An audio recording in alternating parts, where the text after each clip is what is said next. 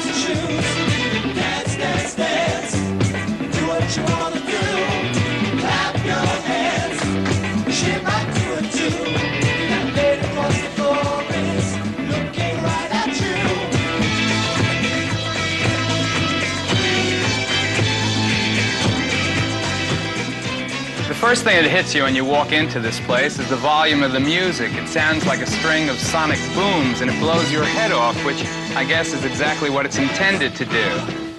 Disco music is always recorded, and it's a big brassy sound that borrows very heavily from contemporary Latin music. Actually, in this town, Puerto Rican kids have been doing something like the hustle for at least the last couple of years, only instead of disco, the music is called salsa, but the feeling's the same. And it's moved downtown and now all across the country.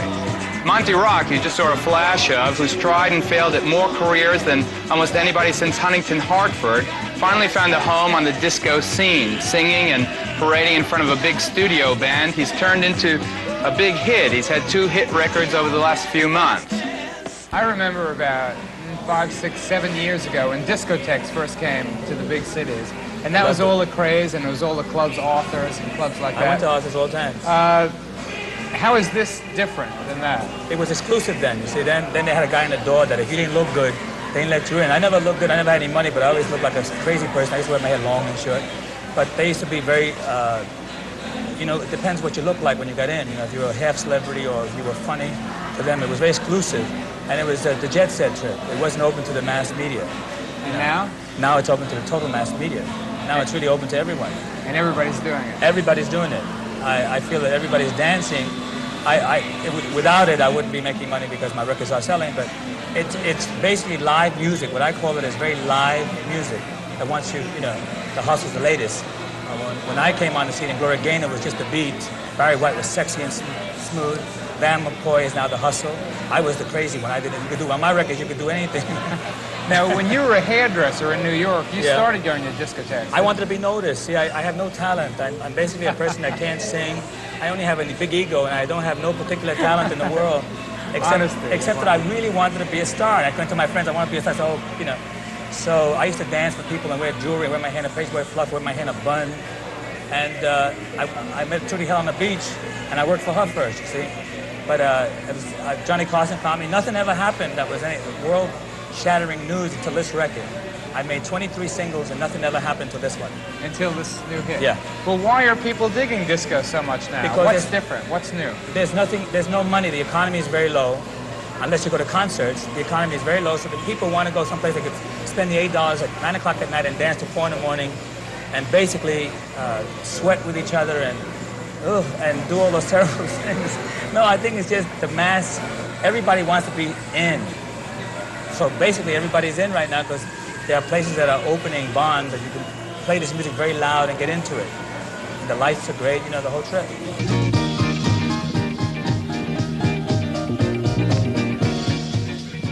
Now, being basically a very serious and hard-working young man, I have some trouble loosening up, especially when I was first trying this, but my instructors were patient, and gradually I found a groove of sorts. As you'll see when Goodnight America dances back into your home and hearts right after this.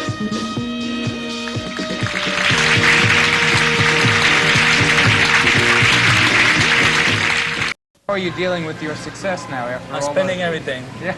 I don't want to save a penny. I don't want to have nothing but a good time.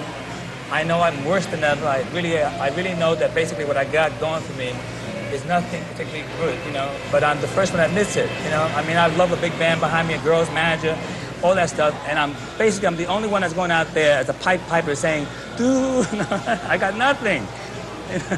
So dance to me, you know. Monty Rock, the Pied Piper of nothing. That's right. I mean, there's got to be one of us that says, I mean, if I had great talent, I would have been discovered long ago. Really? You made yourself available. I made myself what America needs, a boy next door that said, you know, God, that kid has guts. Look how he goes out there and they shoot him down. Sir Monti Rock III, the boy next door. The boy next door from Puerto Rico. My mother called me up. I gave her my album. She said, what's all that mumbo jumbo? I said, Mama, I'll buy you the house, you know. But it's just if it wasn't for the Disco-Tex craze, for me, personally, I think I would have been dead, you know. I mean, what would you be doing? A beauty shop. I had a beauty shop in Miami Beach and nobody came. I opened a dumb beauty shop. I never forget, it said Monty Rock's Beauty Shop, and I was charging $3 and still nobody came.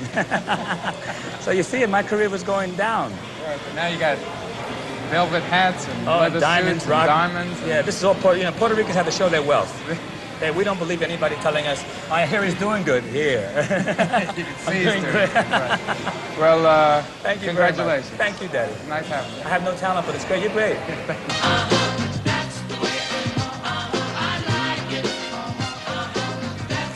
Dance studios, which sort of lost their way during the decade when people danced alone, are getting big business again. That's because the hustle is a dance that doesn't come that easily. The steps can be elaborate, and it seems that everybody wants to learn them. It's the status dance at the discos. You can still get by with something more uncoordinated, but if you don't do the hustle, you ain't doing it.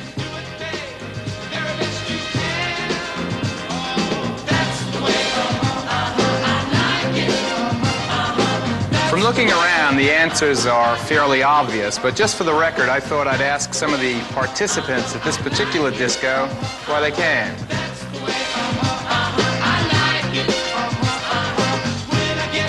We were enacting it. I don't know, if you're into dancing, like in shows and things like that, you really get excited. I don't know, it's like, I don't know, it's so vibrant here, and it's just great.